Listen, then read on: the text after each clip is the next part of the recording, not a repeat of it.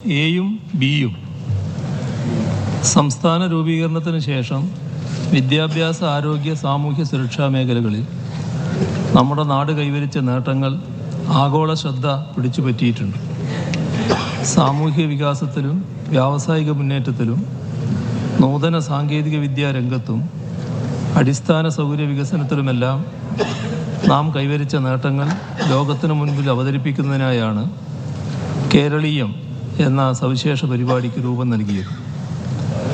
ലോകം ചർച്ച ചെയ്ത കേരള മാതൃക, സംസ്ഥാനത്തിൻ്റെ ഭാവി ആവശ്യങ്ങൾ, ഭാവി കേരളം എങ്ങനെയായിരിക്കണമെന്ന ആലോചനകളും കേരളത്തിൻ്റെ ഉദ്ദേശമാണ്. അതിൻ്റെ ആദ്യ പതിപ്പാണ് 2023 നവംബറിൽ സംഘടിപ്പിച്ചത്. കേരളത്തിൻ്റെ പാരമ്പര്യവും സംസ്കാരവും തന്മയഭാവത്തോടെ അവതരിപ്പിക്കുന്ന വികസന സാംസ്കാരിക മഹോത്സവമായി കേരളീയം മാറി. സംസ്ഥാനം നാളിതുവരെ കൈവരിച്ച നേട്ടങ്ങൾ, വിവിധ മേഖലകൾ നേരിടുന്ന പ്രശ്നങ്ങൾ, മുന്നോട്ടുള്ള സാധ്യതകൾ എന്നിവയെ അടിസ്ഥാനപ്പെടുത്തിയുള്ള സംവാദങ്ങൾ കേരളീയത്തിൻ്റെ ഭാഗമായി സംഘടിപ്പിച്ചു. നോബൽ ജേതാവ് പ്രൊഫസർ ഡോക്ടർ അമർത്യ സെൻ ഉൾപ്പെടെയുള്ള പ്രശസ്തർ കേരളീയത്തിൻ്റെ ഭാഗമായി 5 പ്രധാന വേദികളിലായി 25 സെമിനാറുകൾ സംഘടിപ്പിച്ചു. കേരളത്തിൻ്റെ വിവിധ മേഖലകളിലെ പുരോഗതി ലോകത്തിന് മുന്നിൽ അവതരിപ്പിക്കുന്നതിനൊപ്പം ഭാവി നയരൂപീകരണത്തിന് സഹായകമായ രീതിയിൽ ലോകത്തിൻ്റെ വിവിധ ഭാഗങ്ങളിൽ നിന്നുള്ള വിദഗ്ധർ സെമിനാറുകളിൽ പങ്കെടുത്തു. 220 പ്രഭാഷകർ വിഷയാവതരണം നടത്തി. ഇതിൽ 181 പേർ നേരിട്ടും 22 പേർ ഓൺലൈനായും 17 പേർ പ്രീ റെക്കോർഡഡായും പങ്കെടുത്തു. എല്ലാ സെമിനാറുകളിലുമായി 30,839 പേർ പങ്കെടുത്തു. സെമിനാറുകളിൽ ഉയർന്നു വന്ന ആശയങ്ങളും അഭിപ്രായങ്ങളും നവകേരള നിർമ്മിതിക്കുള്ള മാർഗരേഖകളായി മാറും. സെമിനാറുകൾ സംബന്ധിച്ച വിശദാംശങ്ങൾ അനുബന്ധമായി ചേർത്തിട്ടുണ്ട്. കേരളത്തിൻ്റെ തനത് വിഭവങ്ങൾ ഉൾപ്പെടുത്തിയുള്ള ഭക്ഷ്യമേളകൾ, സാംസ്കാരികോത്സവം, പുഷ്പമേള, ട്രേഡ് ഫെയർ, ചലച്ചിത്രോത്സവം, വൈദ്യുത ദീപാലങ്കാരം എന്നിവയും സാംസ്കാരിക പൈതൃകം, കാർഷിക വ്യാവസായിക പുരോഗതി, നൂതന സാങ്കേതിക വിദ്യാരംഗത്തെ നേട്ടങ്ങൾ എന്നിവ ഉൾപ്പെടുത്തിയുള്ള പ്രദർശനങ്ങളും ഇതിൻ്റെ ഭാഗമായിരുന്നു. ഉദ്ഘാടന സമ്മേളനത്തിലും സമാപന സമ്മേളനത്തിലുമായി 40,000-ഓളം പേരും 7 ദിവസത്തെ വിവിധ പരിപാടികളിലായി ലക്ഷക്കണക്കിന് ആളുകളും പങ്കെടുത്തു. നമ്മുടെ വികസന മാതൃകകൾ ലോകത്തിന് മുൻപാകെ അവതരിപ്പിക്കുന്നതോടൊപ്പം ലോക വൈജ്ഞാനിക മേഖലയിൽ നിന്ന് പുതിയ ആശയങ്ങൾ സ്വാംശീകരിക്കാനും എല്ലാ വർഷവും കേരളപ്പിറവി ദിനമായ നവംബർ 1 മുതൽ 7 വരെ സംഘടിപ്പിക്കുന്ന കേരളീയം പരിപാടി സഹായകമാകും. സർ സി കേരളീയൻ 2023 പരിപാടിയിൽ പങ്കെടുക്കുന്നതിനായും കാണുന്നതിനായും സംസ്ഥാനത്തിനകത്തു നിന്നും പുറത്തു നിന്നും കൂടാതെ വിദേശത്തു നിന്ന് പോലും കാണികളെത്തുകയുണ്ടായി. എല്ലാ വേദികളിലും അത്ഭുതാവഹമായ തിരക്കാണ് അനുഭവപ്പെട്ടത്. ഇത്തരത്തിലുള്ള അഭൂതപൂർവമായ ജനപങ്കാളിത്തവും അനുകൂലമായ പൊതുജനാഭിപ്രായവും പരിഗണിച്ച് ലോകമെമ്പാടുമുള്ള മലയാളികൾക്ക് ഒരുമിച്ച് ആഘോഷിക്കാൻ ഇനി മുതൽ മലയാളത്തിൻ്റെ മഹോത്സവമായി കേരളീയം വരും വർഷങ്ങളിലും സംഘടിപ്പിക്കുവാനാണ് സർക്കാർ ഉദ്ദേശിക്കുന്നത്. കേരളീയൻ 2024 ചീഫ് സെക്രട്ടറി ചെയർമാനായി ഉദ്യോഗസ്ഥലത്തിലൊരു ഓർഗനൈസിംഗ് കമ്മിറ്റിയും ഇതിനോടകം സർക്കാർ രൂപീകരിച്ചിട്ടുണ്ട്.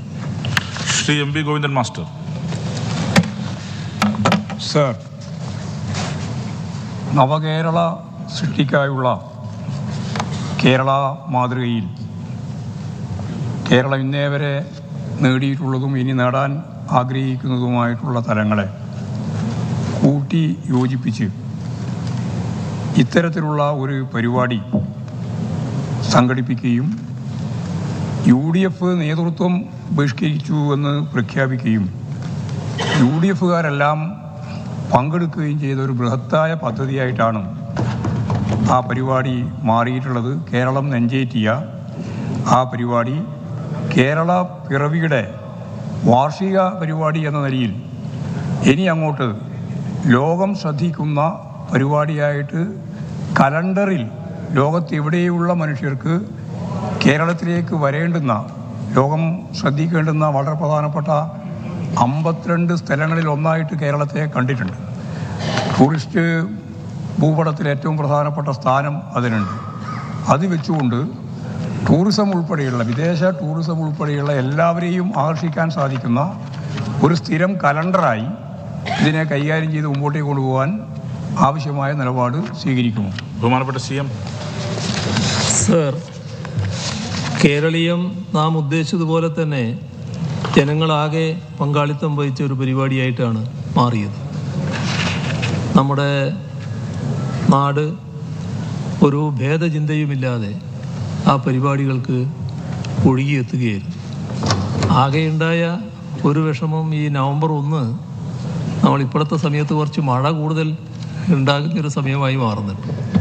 അതിൻ്റെതായൊരു പ്രയാസം ഉണ്ടായി എന്നുള്ളതല്ലാതെ, എന്നാൽ മഴയെല്ലാം അവഗണിച്ചുകൊണ്ട് തന്നെ വൻ ജനപങ്കാളിത്തമാണ് ഓരോ പരിപാടികൾക്കും ഉണ്ടായത്. ഇത് ഒരു സ്ഥിരമായ പരിപാടിയായി നിലനിർത്താൻ നമുക്ക് കഴിയണം എന്ന് തന്നെയാണ് ഉദ്ദേശിക്കുന്നത്. കാരണം കേരളത്തെ ലോകസമക്ഷം അവതരിപ്പിക്കാൻ കഴിയുന്നൊരു പരിപാടിയാണിത്. അതോടൊപ്പം നമ്മുടെ നാട് ഇന്നുള്ളിടത്ത് നിന്ന് ഇനിയും മുന്നോട്ട് പോകേണ്ടതുണ്ട്. ആ മുന്നോട്ട് പോക്ക് എങ്ങനെയെന്ന് നമുക്ക് ചില അഭിപ്രായങ്ങളുണ്ടാവും.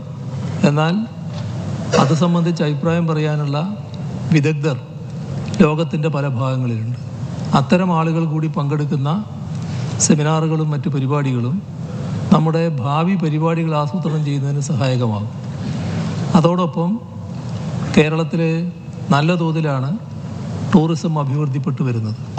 അപ്പോൾ ടൂറിസത്തിൻ്റെ ഇനിയുള്ള മുന്നോട്ടുള്ള യാത്രക്കും ഈ പരിപാടി സഹായകമാകുമെന്ന് തന്നെയാണ് കാണുന്നത്.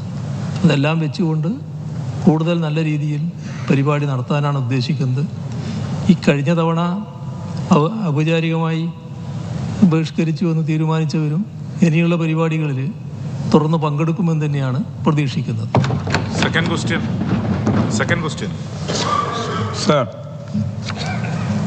കേരള വികസന മാതൃക ലോകശ്രദ്ധയിൽ കൊണ്ടുവരുന്നതിനോടൊപ്പം കക്ഷി രാഷ്ട്രീയ അതിർവരമ്പുകൾ ഉല്ലംഘിച്ച് കേരളത്തിലെ മുഴുവൻ മനുഷ്യരുടെയും ഒരു സാംസ്കാരിക മഹോത്സവമാക്കി മറ്റ് സർവതല സ്പർശിയായ രീതിയിലുള്ള ഫലപ്രദമായ ഒരു ബന്ധപ്പെടലാക്കി ഇതിനെ മാറ്റുന്നതിന് നടപടി സ്വീകരിക്കുമോ? സർ, തീർച്ചയായും ആ തരത്തിലുള്ള ഒരു പരിപാടിയായിട്ട് തന്നെയാണ് ഉദ്ദേശിക്കുന്നത്. നമ്മുടെ സാംസ്കാരിക രംഗം, വിവിധ കലാകാരന്മാർ, സാഹിത്യരംഗത്തുള്ളവർ എല്ലാം ഈ പരിപാടിയുടെ ഭാഗമായി മാറാൻ പ്രത്യേകം ശ്രദ്ധിച്ചിട്ടുണ്ട്. അതിനിയും ആ തരത്തിൽ തന്നെ കൂടുതൽ നല്ല പങ്കാളിത്തത്തോടെ കൂടുതൽ മെച്ചപ്പെട്ട രീതിയിൽ നടത്താൻ സാധിക്കുമെന്ന് തന്നെയാണ് പ്രതീക്ഷിക്കുന്നത്.